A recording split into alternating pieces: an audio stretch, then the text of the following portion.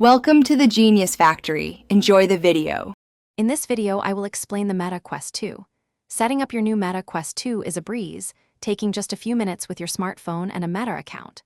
Once powered on, you'll be guided through creating your Guardian Boundary, a virtual wall that keeps you safe while playing.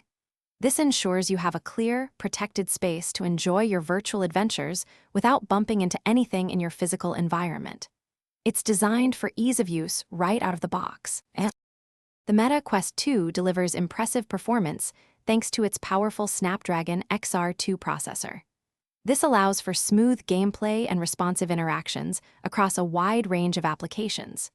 With a resolution of 1832 by 1920 pixels per eye, visuals are crisp and clear, making virtual worlds feel incredibly real.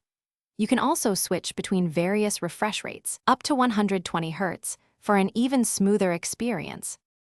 The included touch controllers are a highlight, providing excellent hand tracking and immersive haptic feedback that makes interactions feel natural. They are ergonomically designed for comfort, even during long gaming sessions.